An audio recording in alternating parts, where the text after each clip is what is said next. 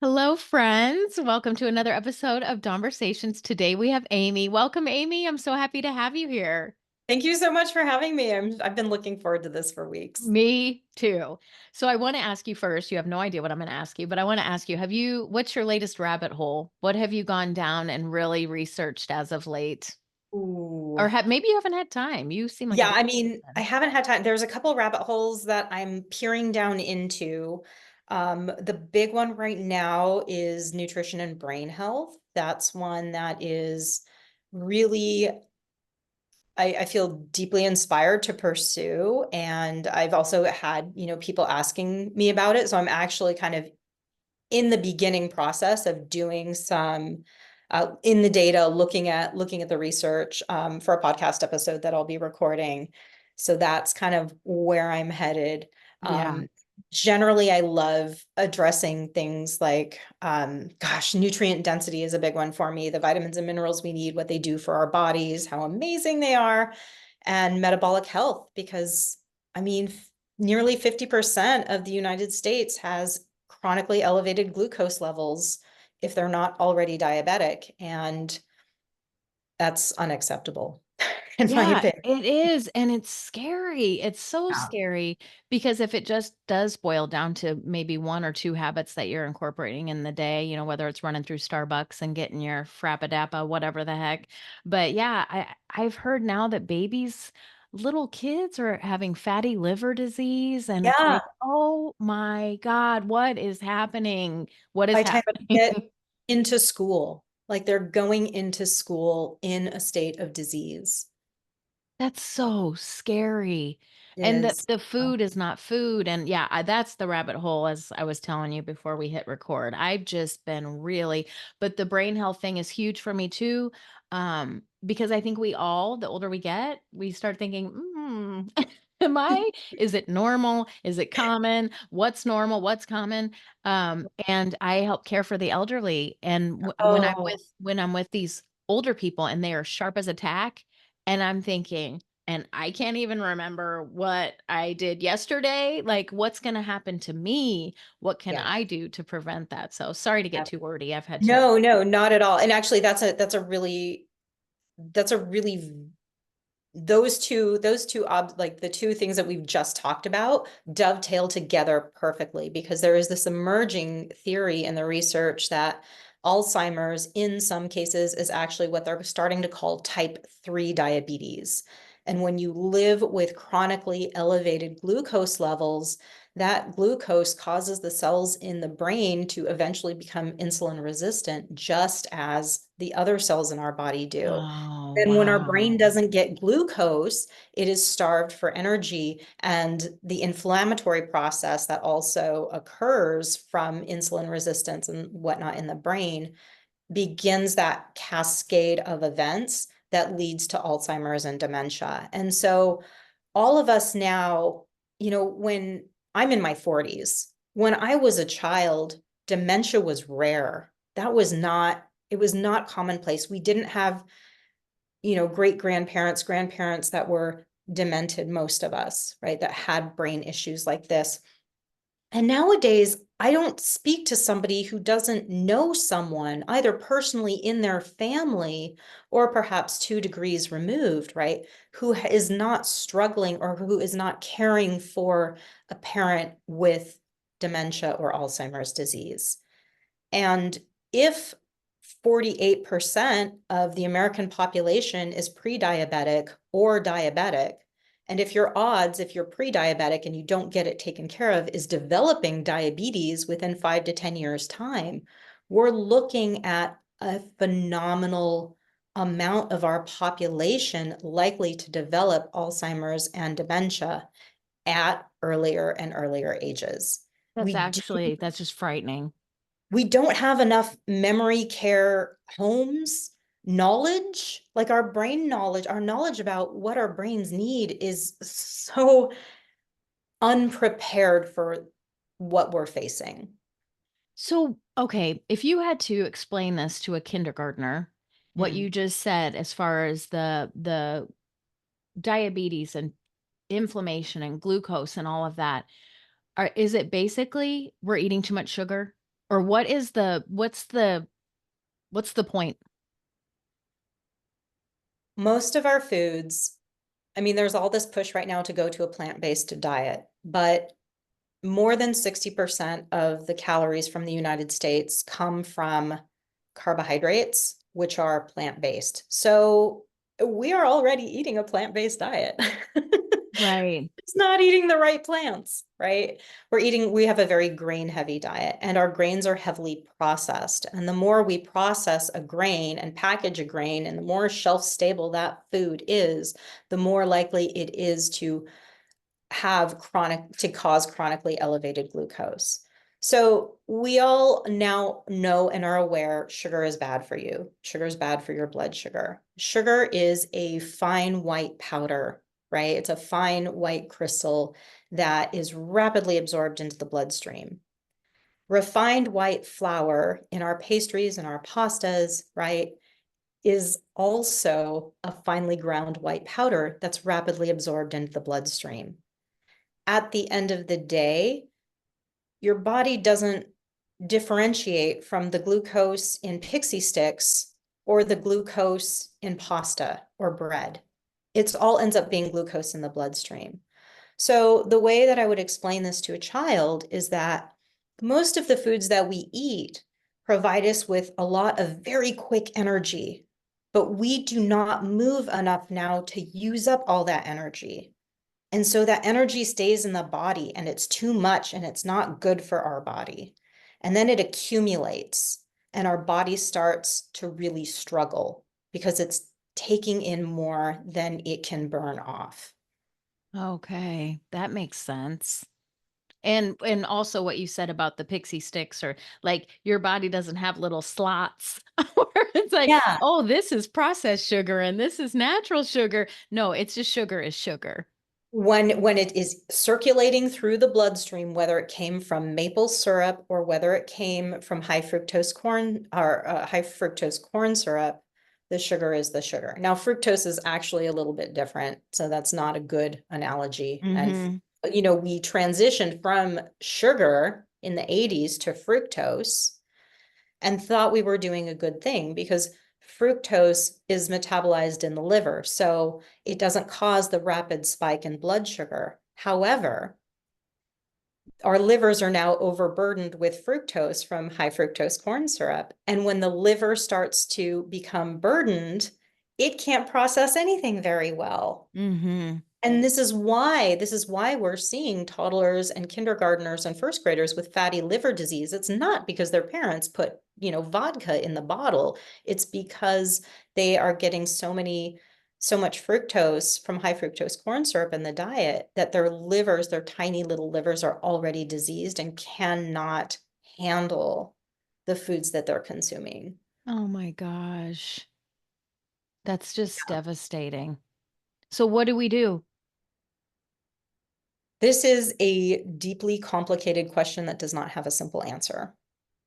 Because it's really easy for me to say, oh, well, just eat more vegetables and less processed food and more protein. And if somebody is listening who is a single mom with two jobs, Mhm.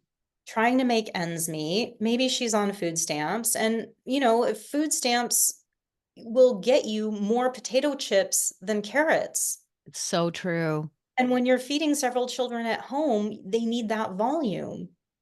And so you're going to do what you have to do to survive, right? Right, right. So it's really like it's so deeply complex and such a multifaceted issue that's brought us to this place that we can't Mhm. simply ask Congress to make one change and have it be fixed. Right. It, I think, from my opinion, we need a fundamental revisiting of our values as a country.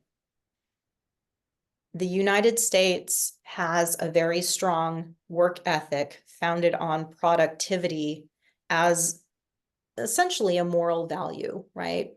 We came from Puritans, most of Mhm. us, right? That our nation was founded on Puritanism, on and that the Dutch brought over, capitalism as well when they first landed on our soil. And so it's deeply embedded into our culture that work and money is a value unto itself. And then at some point along the way, we also adopted a kind of get the most for your dollar, right? More bang for the buck. Mhm. Can we supersize those fries, please? Right. Right, I think right, it really started to take off in the 80s.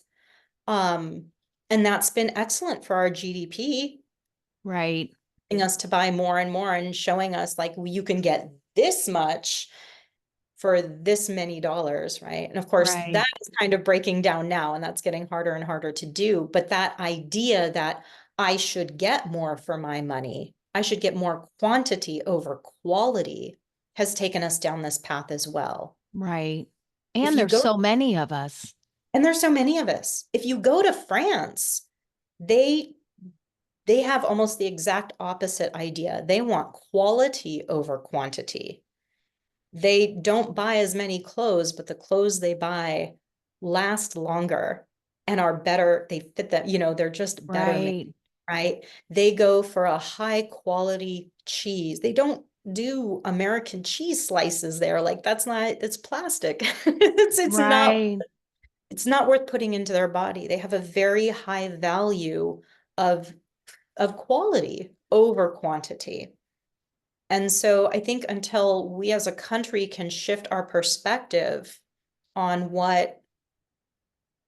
on abundance, really, and kind of abundance as a means to an end, abundance as a as a fundamental value, and shift into more of a sense of quality of our time. We're busy, mhm. but what are we busy doing? Quality of our food, quality of our relationships, quality of our elected officials.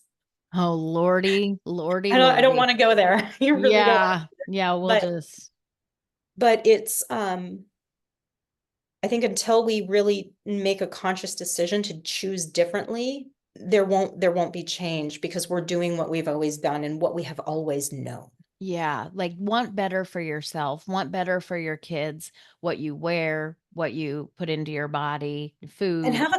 have a clear definition of what better means. Because Mhm. better has always meant more. The 4-bedroom house, 2 cars, right? The private school, all of that stuff. And maybe what's ultimately better for your health, your physical health, your mental health, your children's well-being is less but higher quality. Yeah, 100%. I saw that you were also kind of getting or not maybe kind of, maybe you're really full into it, but the whole lymphatic system, Mm, that's fascinating to me too. I've done a couple episodes about that.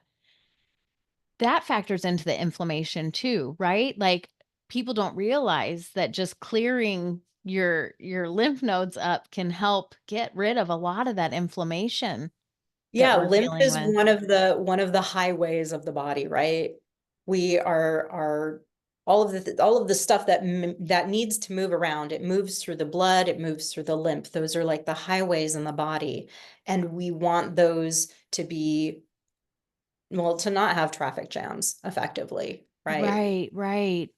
And one of the most effective ways to move lymph is walking, moving your body. Every time you contract your muscles, you're moving lymph because those lymph nodes and that lymphatic flow is like it's all tightly connected into the muscular system as well. And of course, dry brushing is wonderful, but it helps to keep things moving and keep things fluid and allow the body to get everything out that needs to get out and not get stuck, and to get everything that needs to go to a destination to its destination, Right, and just to feel better.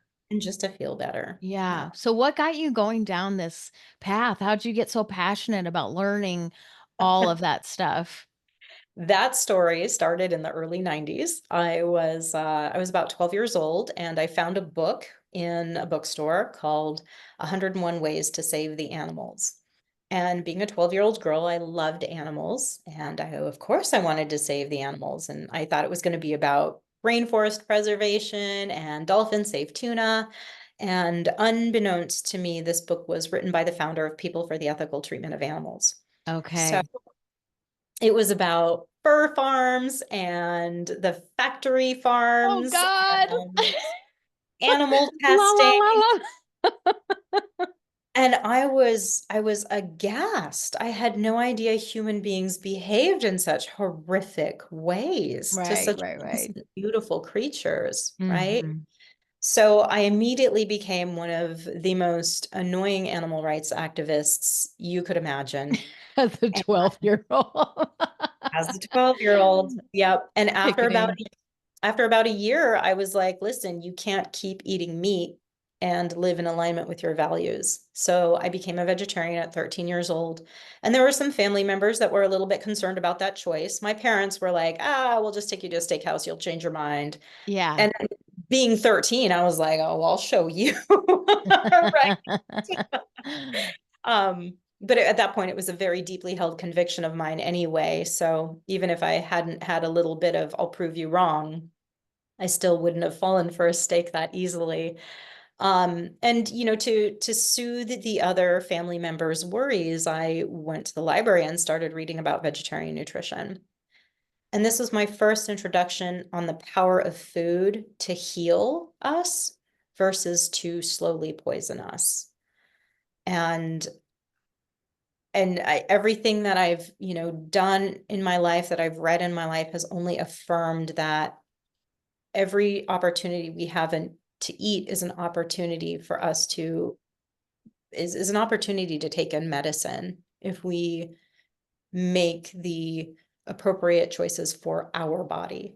And of course, what that means varies from individual to individual. So by the time I was 15, I had decided I wanted to pursue nutrition as a career. At that point in time, it was mainly so that people would take me seriously because I was telling them what to eat and they thought it was cute, and that was the end of that. And I have just been fortunate enough to never stop being excited about the topic. So I received my bachelor's degree from Bastyr University, and which is a naturopathic university in the Mhm. US. That's pretty well known if you run around in holistic medicine, naturopathic circles. And then got my master's degree in human nutrition and functional medicine, and became a certified health coach as well.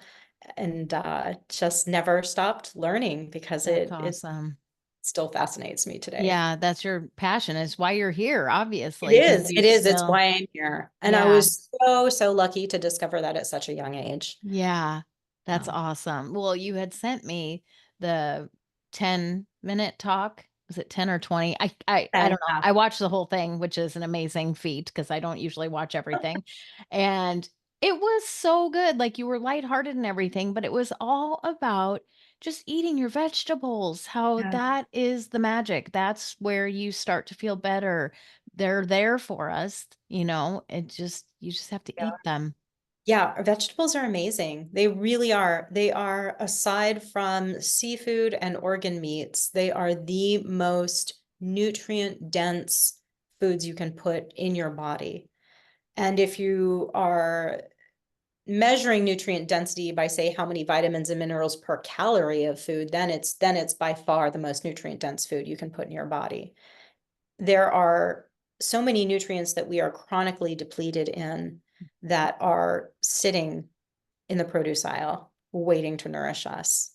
And we tell ourselves we don't have time for that, or we're really unfamiliar with them because at this point, we're one or two generations into people just not really having a lot of vegetables around and not knowing how to cook them or prepare Mhm. them.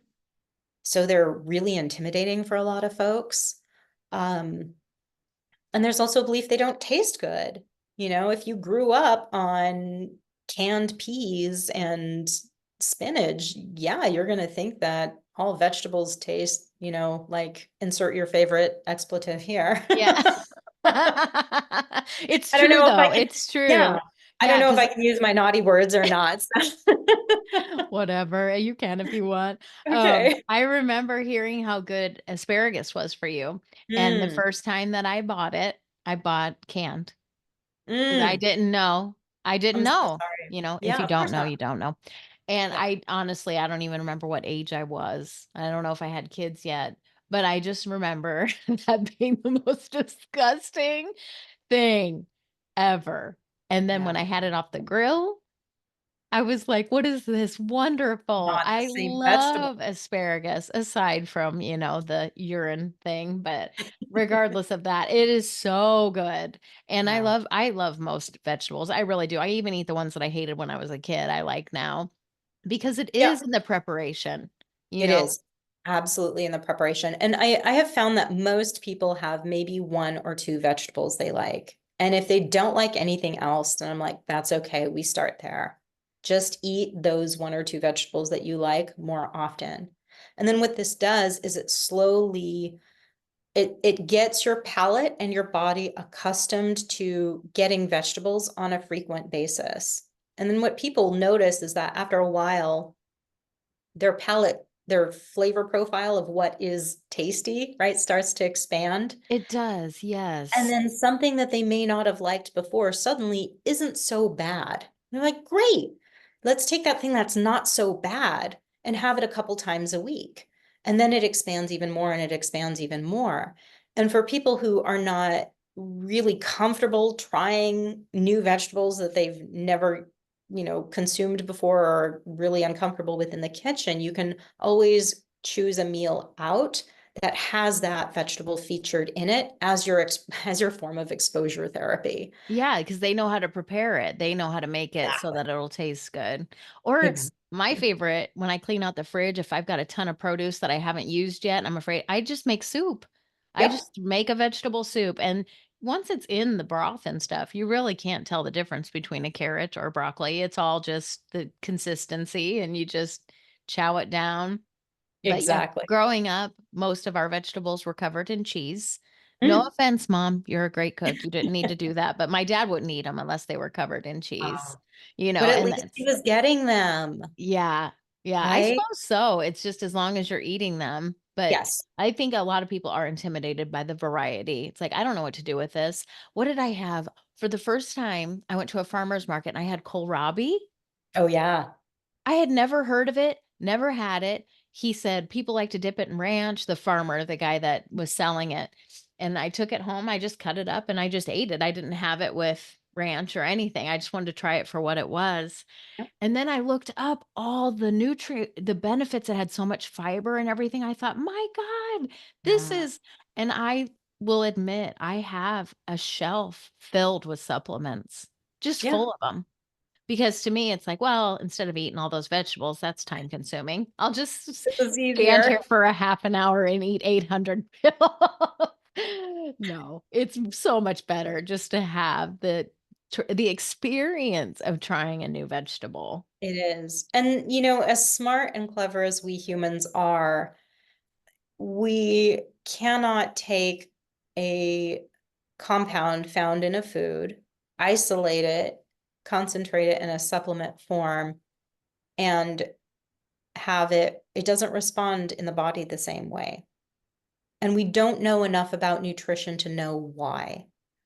But when you look at the research there and you take out what's called confounding variables or other factors that, people who take supplements are generally people who are health conscious, right? Right. People who are health conscious generally do other things that increase their quality of life and life expectancy. So if you have someone who takes supplements and they exercise and they live longer, we don't know, like, is it the exercise or the supplements, right? Sure, sure. When That makes people are sense. doing research, they do their best when it's like population-based research, right? They do their best to eliminate these confounding variables. Okay, well, if we just isolate the supplement alone as the variable to our best of ability and take out other things like exercise or socioeconomic status, because wealthier people tend to get better health care, therefore they tend to have better health outcomes, right? And we just look at the supplements alone, do taking supplements make a significant change in your overall health? And the answer that the researchers are coming up with is no. We can't multivitamin our way out of this problem we've gotten into. And I think the reason for this is multifold. One, we simply don't know enough about nutrition. Whatever you can put into a 1 a day multivitamin is not everything the human body needs. It's what we know about, but the field of nutrition is not even 150 years old. Mm, We did not discover vitamin A and name it and understand it until the early 1900s. wow. And that was the first vitamin. We didn't start looking at what foods do humans need to thrive, which was actually the start of nutrition was looking at how can we best feed our soldiers so that they can perform well in World War One. That was Right. the beginning of nutrition as a science. And that's where we started looking. So that's how young this science is. So as much as we've learned in the last 110, 120 years, we still don't know shit. Right. Right. And just take it back to the basics. Don't Yes, eat food that's been manipulated. Don't eat stuff that's been from this to this to this to this, and now it's in a powder. Just eat the starting at. eat the food. Exactly. Yeah. And that's my default. When the research isn't there to support or negate an idea, I always look back to what allowed our ancestors to survive and thrive well enough for me to be here. Yeah, that's So so true. I look at nutrition from this lens of what is the research showing us right now? What do we know? Or what do we hypothesize? What have we come up with some theories on based on what we're looking at? And does that jive? Does that story in the research make sense with the story of our ancestry? Do these things come together? So, and I'm not going to say that all supplements are worthless because that's absolutely not true. Right. There are certain times and places where supplements make the most incredible difference and are just as powerful as taking a pharmaceutical pill, right? Mhm. But the idea that, well, I'll take a multivitamin and that will be my health insurance is a really shoddy healthcare plan. Right. Right. Gosh, I could just sit and talk to you forever. I just feel like there's so many questions that keep popping in my mind. And I know you don't have all the answers, but just the conversation. We need more conversations like this. People need to think a little bit more and not act like robots and just shovel it all in. And I know everybody's pressed for time and Yep. stressed and things are expensive. But even going through a drive-through and stuff is so expensive compared to just running into the store and grabbing, the It's, ingredients to make your own stuff. or even grabbing a pre-made thing Yeah. from the grocery store, right? Like instead of going through the drive-through and getting a chicken sandwich and some fries, go to the grocery store. There won't be as long a line. So you'll save time too. Grab Right. grab a rotisserie chicken, grab a bagged salad, right? And and then make a chicken salad for home. Right, right. And Yeah. you'll have leftovers and you'll get more nutrients. Like there are, most of what I do is like helping people figure out how to make this work within the constraints of their lifestyle because we are all stretched for time, stressed, and pulled in too many directions. But when you've decided to make your health a priority, if you don't know how to navigate the food system and you don't have the resources and the tools to find a way to improve your nutrient density, it's just gonna be that it's you won't be successful in maintaining your health. Hmm.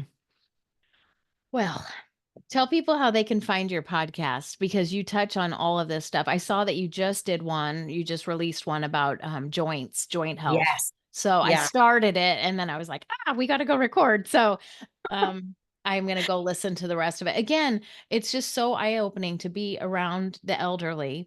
Mhm. And, if we're going to live longer, if that's where we're headed, where everybody's other than cancer or diseases that are taking people out, if most of Yeah, us are living longer, we don't we don't want that. We don't wanna lose what we've absolutely got. not. Again, we don't want more years. We want more quality years, not Yeah. quantity. Yeah. Yeah. So talk about your podcast. So I have a podcast called Blasphemous Nutrition. I do use my naughty words in the podcast. And it is called Blasphemous Nutrition because nutrition is such a polarized topic. Um, and people have their camps and they set up their camps and it's this way or the highway. And the other person is like, no, it's this way or the highway. And the reality lives in between, right? So I live in the gray area. I live in the nuanced places. So anything that comes out of my mouth is going to offend somebody because I don't live either here or there, right? I'm right in Right. the messy middle where things are complicated and confused. And that's where my nutrition perspective lies is I'm not beholden to any one dietary ideology or one way of doing things because everything comes down to what has worked for humanity and what is going to work for you as an individual. So that's the lens that I look at everything through. And yeah, I effectively what I'm doing is I'm kind of laying out the knowledge that I've gained over the last 30 years of studying nutrition and the last 20 years of private practice and sharing that with my listeners. Yeah, I love it. And I think it's good to be in the middle. I think Mm, I think me being a former hairstylist, that's why I am that way, where I can see different sides and I just like to keep a piece because there are two sides to everything and it's just easier to talk to people and relate to people if you're willing to talk about both sides and try and find yes. a happy medium. Anyway, where can people find you on social media? Are you on LinkedIn and all that? I am on LinkedIn. I am also on Instagram and Facebook. And there I'm through my private practice name, which is Vibrance Nutrition, Vibrance. And they can definitely find me there. And if they want to learn more about metabolic health and hormone health and everything else, Instagram's actually the best place to find me. That's awesome. When you really get to where you feel comfortable talking about the whole nutrition and brain health thing, I would love for you to come back and talk about that. I just think the topic is fascinating, and the more we know, the more we know. So, if you'd No, be we're willing not. to do that, I would really appreciate it. But Absolutely. thank you again, Amy, so very much for taking the time. I'll put all your information in the show notes so everybody knows how to find you. I'm going to sign off, but don't go away because I want to talk to you. Sounds good. All Thank right. you Thank so you so much. much. Bye bye. Bye.